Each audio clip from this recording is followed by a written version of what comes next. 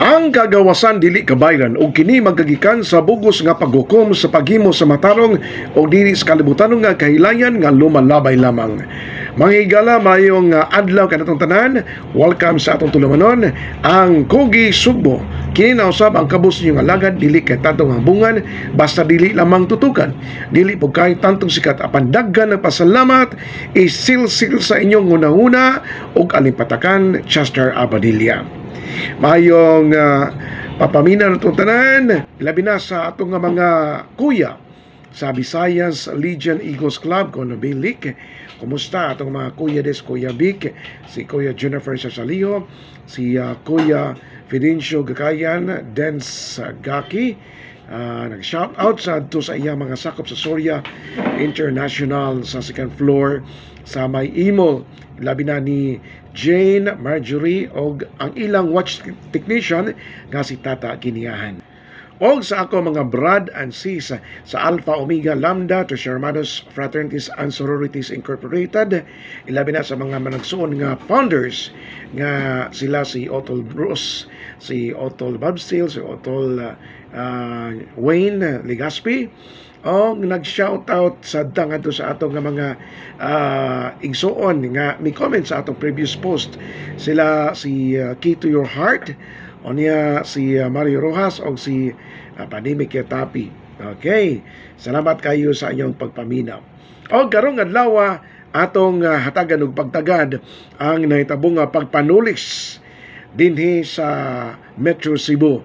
O sa Cebu, dili sa Cebu City o sa mga natulisan, doon na person of interest. Ato nitagan pagtagad sa atong papanaguban o atong sagtagaan o update ang SRP sa mga Talisay nga habig, no? Sa Talisay City nga habig. Ato tagaan pagtagad kay ninot kay mga proyekto sa SRP sa Talisay City.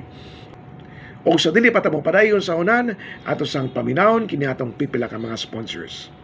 Kining programa gihatod sa mosunod: District Engineer Leslie Anthony Molina, Cebu 2nd District Engineering's Office, DPWH 7, LC Jangchang, Basbas Lapu-Lapu, gipanagiya ni LC Kines. Damascus Lumber, Inayagan, City of Naga, Cebu, gipanagiya ni Sir Rene Villasencio. O karon sa atong mga hisgutanan karong adlaw, may kalabigitan kini sa nahitabong pagtulis. Mga tulis ka nahitabo dinhi sa atong Metro Cebu area.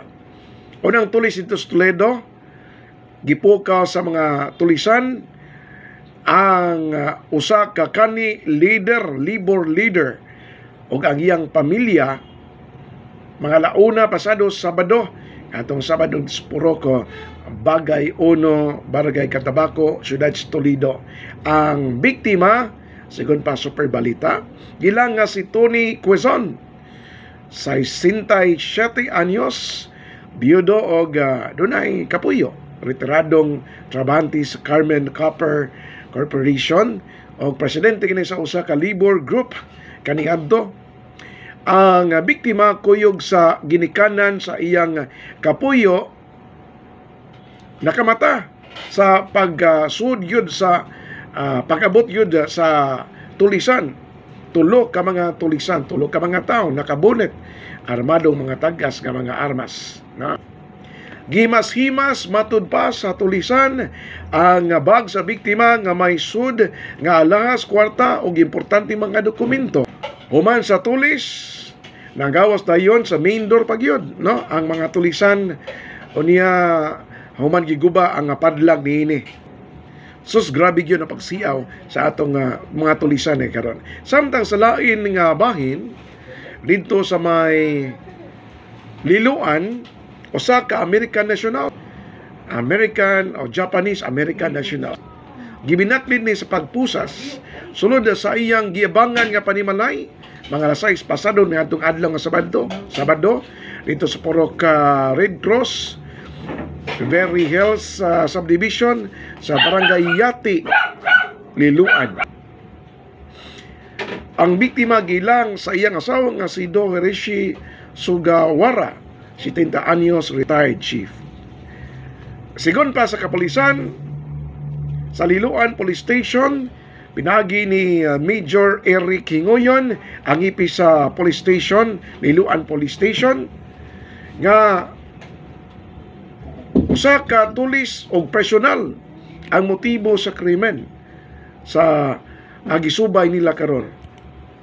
Matod pa sa asawa nga nakurat lamang siya, yang nakita niya nga namatay na ang iyang bana ngadto sa pikas nga kwarto, no?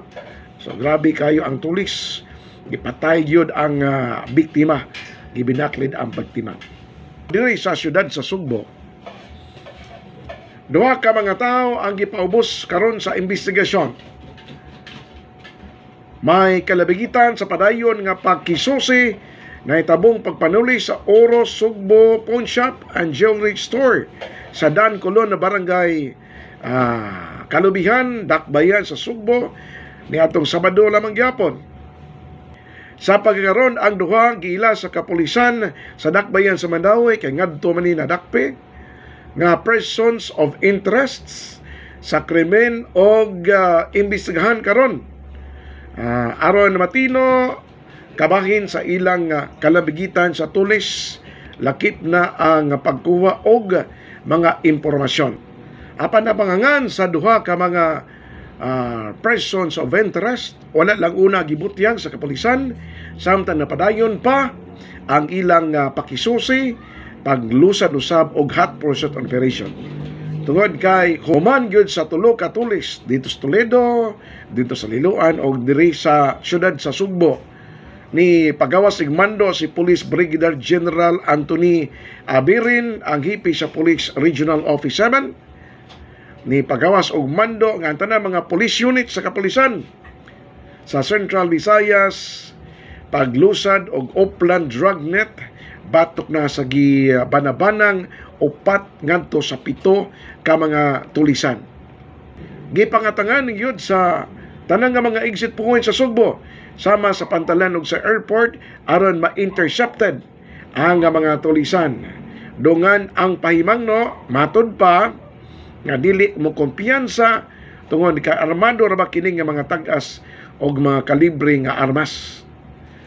Base sa CCTV camera, may katap sa social media, 4 jud ka mga tulisan, armado og mga tag-as nga mga kalibre sa armas, nagsakay og 2 ka motorsiklo, ang gihimong getaway vehicles, apan pag-abot sa usa ka lugar, ang usa kanila misakay og usa ka pula nga auto. Sa ato pa ubay-ubay gyud, no? Ubay-ubay gyud ang mga suspect ni adtong tulis sa Dakbayan sa Sugbo. Ang duha kasamtangan nga gikustodiya una sa Cebu City Police Office alang sa dugang impormasyon. Sa pikas nga bahin, ang NBI 7 nangimakak nga ilang mga tao ang nagpahigayon sa nisgutang nga tulis dito sa May Colon. Matod pa nga dili ni mga NBI, no? Dili ni mga NBI. Matod pa sa Regional Director sa NBI 7 nga si Attorney Patricio Bernales Jr. nga dili mahitabo nga ilang mga tao kadto. Kaya aduna may operasyon, kung doon na may operasyon ang NBI, doon na markings nga makita nga lehitimo ang gihimong operasyon sa mga sakop sa ahensya. Pero kay kani tulis man so sa kining operasyon nagamit lang ang NBI alang sa dautan nga mga kalihukan. So angay magmatngon ini ang atong mga kaigsunan nga mga negosyante, mga kaigsun nato nga nanginabuhi sa yano nga pagmaagi kay sagan ini may lang gani kay naitabo kini nya way kinabuhi nga nakalas dito sa Liloan, naiusag yun nga nakalas. O kining mga kriminal ang ginauta nga masikom ni dayon, dunay hungihong nga posibleng nga dili taga diri ang mga kriminal. ang mga suspitsado. Ang inaot lang tanga kining mga dili taga-diri nga mga criminals, mga dayo nga mga criminals, masakpan kini dayon aron dili na makahimo paglain mga salaod ngadto pa sa uban. Samtang sa pikas nga bahin, update ni sa South Road Property sa habig sa Talisay, may bagong street lightings na. Maayo kayong pagkahimo ang project, straight kayo o tupong kayo ang lampposts, no? Ang mga motorista nga moagi sa SRP di sa habig sa Talisay nakabatyag yon nga maayong hanay, maayong plastada ang naisgud nga suga nga hayig sad kayo.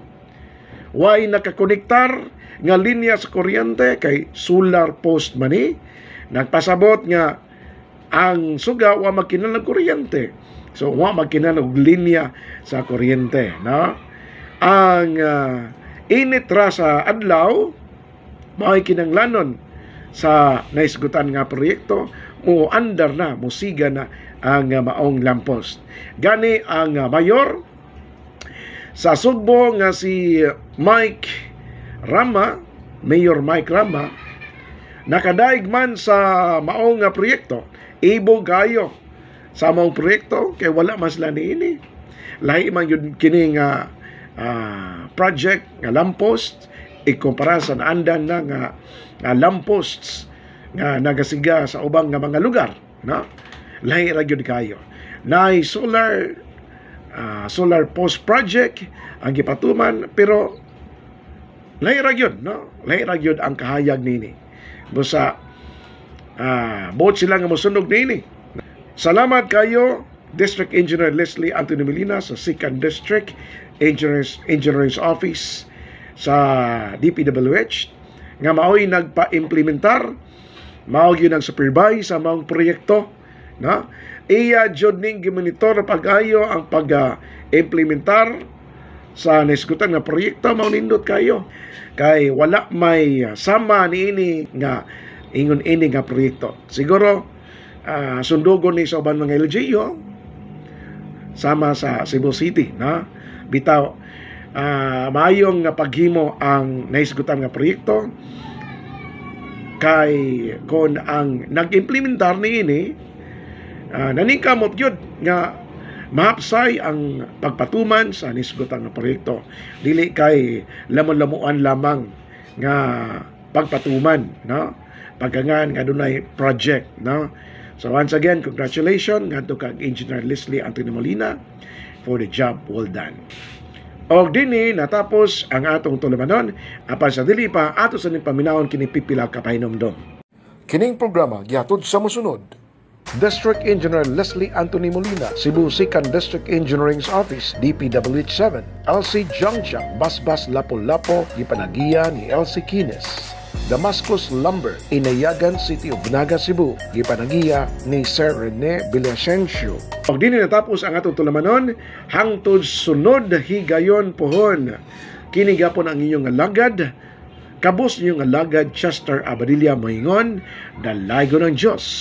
Bye-bye.